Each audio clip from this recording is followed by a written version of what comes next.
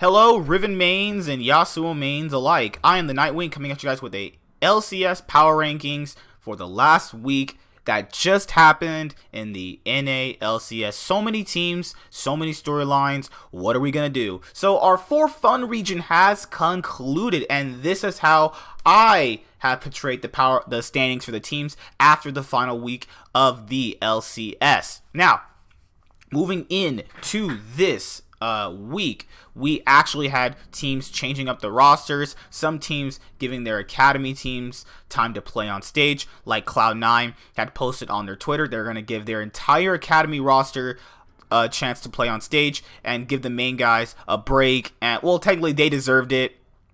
They had been playing really well all split. A few hiccup games here and there, but the main Cloud9 roster had been playing really, really well. And they already locked up the bye, so them playing the academy team for this last game and last of the split really doesn't matter. They already got the bye, and they will be given the winner out of who TL chooses out of Echo Fox and TSM. Now, we have our playoff teams, but then we have the teams that aren't making playoffs and who have to sit out until the summer split coming up after MSI. Now, you look at the teams that did make playoffs. Let's go over those teams first. So, me and JTH already did an in-depth video of what we think the problems were with the 100 Thieves. Nate Shot posted a video on the 100 Thieves YouTube channel about, the heist series, how TSM Legends on Cloud9, the TL series, CLG, Insight on CLG. The Insight for CLG series used to be called CLG Fighting, but, people have probably forgotten that series and want to forget about the reign over CLG. So, Nate Shot clearly said in the video that they will not be running in with the same roster coming into next split. And I really want to see what changes they're going to bring for next split. You have to factor in that this is not what he wants for his team. 100 Thieves were power ranked literally third, fourth, highest second. I'm still baffled people put them above Cloud9. You're absolutely crazy. There's no way they were going to be better, given the fact that you have new players who had not played together and expecting them just somehow, some way, they're going to be better than a team who not only just made semifinals at Worlds, but not who have also been together for very long. You're crazy. But 100 Thieves represents something that I have said in past videos as well. Just because you have star players doesn't always means it works out. You gotta factor in. It's something that Smeb said on KT Rolster interview he had for KT. He's on KT Rolster. He had an interview and he was talking to Ashley Kong, and she asked what were the issues that kind of made KT of when they had a super team not necessarily translate. It was him and Mata saw the game differently. Both were trying to be shot callers, and that's something that can happen. Just because you have star players doesn't mean it works out. Maybe one player sees the game a lot differently than the other guy. Maybe some of the average consistent players see the game differently than the star players, then it just doesn't work out. And all combinations of coaches, draft mistakes, playing really slow. They've always been criticized for playing slow. I've never once seen them since they've been in the LCS. I've never seen them play a fast game, and still to this day, last year, Echo Fox would have been much better going to Worlds over them in that Fnatic group, given how Echo Fox had been playing. 100 Thieves play too slow. They're still playing slow. They're trying to play this slow-paced macro game. You can still play macro. You just have to play it fast. They are not translating it well at all. There's so many issues with this team, and looking how I saw them when I went to go watch the game in LA, the first week, I actually watched them in their second day. I know about the Hu He bug and whole TP. I'm not talking about that. I'm talking about his in-game decision-making right after that. I know he was tilted after that, but people, mind you, he already got solo killed by Niski on Aatrox. Literally, he had already gotten beaten in the lane. He already lost. Once you get solo killed by that Aatrox, as powerful as that champion is now, even when he got nerfed, he's still pretty good. People still pick him. You already lost. He already lost. It was done. And then the later on in-game decision-making he was making really hammered him. And then after that, I was like, I don't think he's going to recover. I obviously thought that to myself. I was like, he's not going to recover. And then you look at Bing and Aframu's lane. They were just getting blasted at certain times. Yes, they did have some key victories, but those victories weren't good. None of those victories were convincing. And then you look at Onda and Someday having the worst 2v2s. You look at Soligo coming in. I'm not really too convinced on that guy. Then you bring in their academy roster. Fake God just completely choked. And what's his name? Frogis doesn't look that good at all. Now, I will give the 100 Thieves Academy team some slack. Because for most of you don't know, the 100 Thieves Academy team previously had played a best of 5 against Echo Fox Academy before going on to the main stage. Maybe that mentally exhausted them. I'll give them a little bit of the benefit of the doubt for that. Not Soligo, because he had already been playing with the main roster for a couple weeks at this point.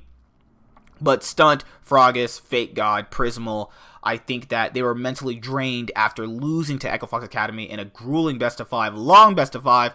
But that doesn't excuse the fact that, I mean, realistically, we didn't want to see more games out of the main roster anyway. So that being a switch up is going to be something. And Nate Shot said they're not going to run with the same roster. So let's see how they translate into the summer split. Clutch, it's just as bad as 100 Thieves. I mean, you need to stop recycling Piglet, you know, as a mid to ADC, ADC to mid laner. I already saw him as a mid laner on TL. It wasn't good. I didn't think he was a good mid laner when he did play it on TL, when TL were going through their problems back in 2017, spring and summer.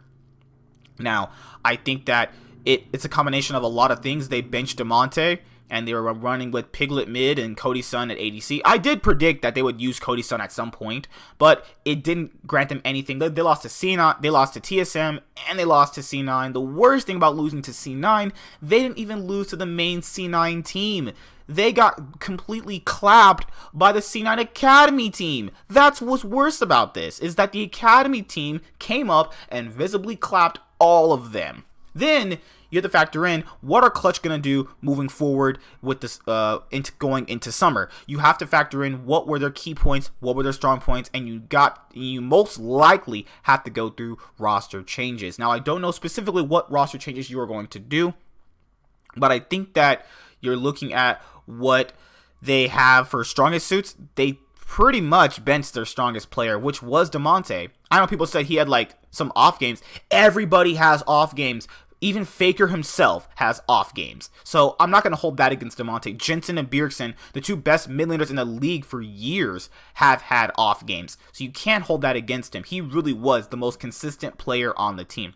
Piglet is just so inconsistent. I don't think he's really ever lived up to the SKT mantle, except for maybe a few splits, but he's really not been what the roster needed. Last year, you would say Piglet on paper is an upgrade over Apollo, and, you know, Vulcan might be an upgrade depending on the meta over Hakuo, but they themselves haven't really been that good, and the whole roster is just underperforming and just not good. You look at Optic actually, I feel kind of bad for them.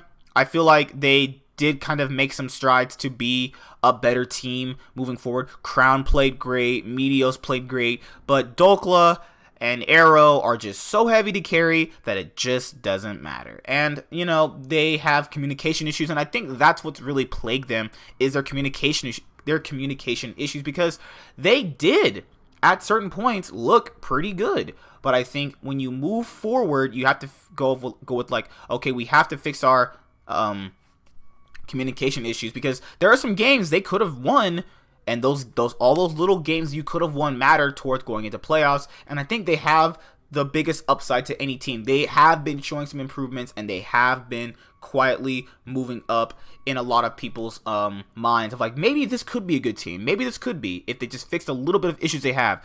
And they're having issues with mid game, as I noticed. They have a lot of issues with mid game, and you have to go with that as well. So now you go with CLG, who missed out on playoffs for the third time. They got beaten by Echo Fox. So they had an easy day one against 100 Thieves, basically 100 Thieves Academy with pretty much just bang, right? And then they win that pretty handedly. I mean, that's just a given win. 100 Thieves is literally free win at this point. Then you face off against Echo Fox. I don't know why you put Darshan on Hit Nico. That didn't seem like it was the best thing to really do, given the fact that he's only really excelled on tanks this split. Then you look at what really brought them those wins was him playing tanks. He very rarely played carry top laners this split anyway. I don't know why you give him Nico. He played absolutely atrocious in the Nico game, and it showed. And Echo Fox, the Titan Killers, have beaten Cloud9, TL, and they get through their rough schedule and make playoffs. Golden Guardians still are solidly in the 5th place position. I even had them at 5th moving into my power rankings for the split. Then they beat FlyQuest once, and then they throw against FlyQuest again in the tiebreaker, thus giving them the 5th place position. And 4th and 5th place for Golden Guardians and FlyQuest. They'll be duking it out in the first round of the playoffs, and then we'll see how much these teams have improved during the split. Santorin had to get subbed out because he said he wasn't feeling well, so they played their academy jungler, who looked okay. I mean, he looked pretty okay. But we're looking at the added fact that Golden Guardians really did hard throw against FlyQuest in their tiebreaker game. You had them having massive leads across the board, and then their team fighting was just absolutely atrocious. FlyQuest, I like that they can come back from a deficit, because it shows that in a best of 5, if you can come back from a deficit, a team gets this added pressure and knows that, okay, if we don't beat them at a certain point, they are going to actually overtake us. But that's what it's looking like going into the playoff teams. And I kind of want to touch on CLG just a little bit, because before I go into Cloud9, TL, and TSM. So, you look at how CLG had performed during the split, and even in this last week, you still had some hope that they could make playoffs. I even had them making playoffs. I had them at just that 6th place position. But what happened? They started fumbling in the mid game. Their composition didn't look too good. They're giving their players champions they have not excelled on all split long, and a style they have not excelled on in ages. CLG hasn't excelled on 1-3-1 in ages. Why? Even if I know Sion and tanks aren't that good right now, but picking what is comfortable, what works best with your team is much better than giving someone a carry who hasn't shown that carry potential in so long. So, I feel bad for CLG, and Power of Evil really did play out of his mind. He played his heart out, and I feel bad for the guy. Like, he played so well that last game, and it feels bad being that far ahead, and you just can't translate because your team is just that heavy to carry in general.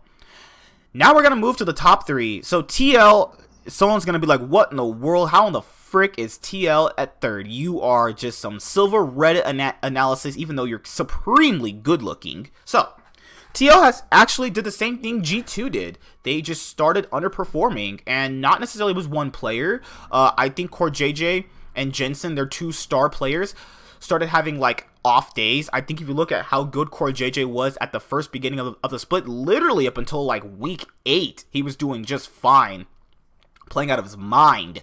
And like you started seeing some missteps from him in Double Lift. They had talked about their practice going was pretty hard. I think a lot of teams had actually improved since they have actually improved. I think that they'll improve a lot better off moving forward, because they have these key star players in these positions. You look at Xmithy and Impact getting visibly destroyed in a lot of these matches, like even Contracts beating Xmithy. Like I've said, to beat TL, you just really have to attack top and junk, and you can beat bot lane. It just takes another stride in your strategy to really beat TL, and TL can be beaten. And these past few weeks, these past few games have shown that they've actually dropped their form and have not been looking like the best team. I don't even know, still to this day, how you lost to FlyQuest. You were winning that game. That was a free win right there, and then they lose that. That wasn't a good game. Are you serious? TL threw. Like, that is the definition of a throw. Having a goal lead, winning in every single part of the game, and then you let them come back into the game because you don't keep vision around the Baron pit, and then you lose. What is that? That's a throw. You're dropping your form. You're dropping down in this power ranking. I'm not keeping you at number 1 like that. And then you look at Cloud9. So, people are going to be like, didn't Cloud9 lose to Echo Fox? You're crazy. You're a biased fan. I'm not a biased fan, because they threw that game too. I'm not going to excuse them on that either. They could have beaten Echo Fox and got them out of playoffs. But here, Echo Fox is here. So, you look at that game specifically, Zeyzal even stated that he did kind of throw. They were winning. They easily could have beaten them. But even the Echo Fox players themselves said that we probably got a little bit of lucky that Cloud9 made a lot of mistakes toward that Baron pit, those Baron fights and stuff like that. But You look at how Cloud9 bounced back from that loss and completely look like a completely different team. They've completely went back into their form and got even better at their form. You look at the FlyQuest game and you look at the Optic Gaming game where they absolutely made those teams look like 100 Thieves level. And you look at all their players performing at really decent levels. A few mistakes here and there, but those are more of like, champion misplays and stuff like that. But overall, their dives are working out. They are running with a 7-man roster. They even played their academy roster. They look great too. I think that throughout the split, Cloud9 has been consistently the second best team. Maybe some weeks you can argue them being at number 1, but I think number 1 solely has to go to TSM going 11-1 in the back end of the split. Never did I think that TSM would be number 1 at the end of my power rankings going into after week 9 has actually finished. Now, TSM have made so many great strides actually moving forward since their big type of slow start during the split. Now, you look at all their players are actually performing really well. I still think they have some one-dimensional styles of, basically Acadian really just ganks for Broken Blade. You can't deny that. But Sven and Smoothie have been playing really well together. I think that when you look at the beginning of the split, Sven really did not translate with Smoothie very well. Because remember, he had been playing with Mithy for a very long time, but people have always said if he just gets a better support, he will be absolutely a lot better. And he looked a lot better with Smoothie going towards a lot of the weeks of the LCS. Then you look at Cloud9 was the only team to beat TSM and give them that one loss. So if they beat Cloud9 in that game, they go 12-0 in the last back end of the. Oh no, they go It was 10-1 or 11-1, right? They've won so many games in the back end of the split. All their players performing really well. They've had one bad game, which was the 100 Thieves game. But outside of that, they've been, in my opinion, the best team moving forward into playoffs. They are actually the scariest team in playoffs. Cloud9 even said they are scary to play against in TL.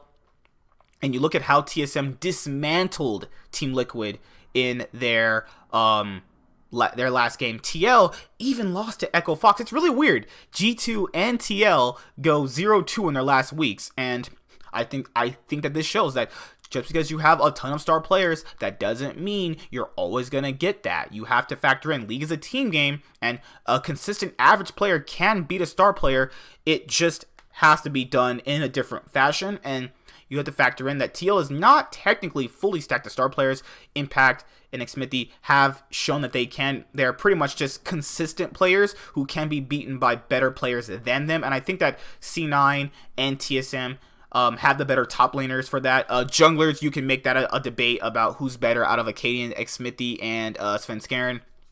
I'll probably still just say Xmithy, but that's how the last week panned out. I did not like what I saw out of TL. I did not look like what I saw out of their FlyQuest loss, and I liked what I've been seeing out of TSM for a very long time. They've been winning a ton of games. They're on this huge, massive win streak. A lot of the things they have cleaned up, and they look like the single best team in North America again. So that's it. Hope you guys enjoyed this little video about the LCS power rankings. Week 9 is over. We're going into playoffs. The first round is going to be, I'm pretty sure, FlyQuest versus Golden Guardians. We'll be doing predictions on that, and then we'll be doing predictions on TSM versus Echo Fox, a rematch of last year's Gauntlet, second match, and a rematch of the quarterfinal matchup between TSM. Fun fact, remember, Smoothie was on Echo Fox when TSM beat them. Isn't that crazy? Echo Fox and TSM are facing each other after facing each other in last playoffs. Crazy, right? So I'll see you guys later. Have a great day. Like, comment, subscribe. Most of all, enjoy. I'm the Nightwing. Let me know how you think the last week of the LCS panned out for you. What were your biggest, let's say, upsides and your biggest duds? Like, what teams are, I'll just say it like this. What teams do you think overperformed and underperformed? I'll see you guys later. Bye.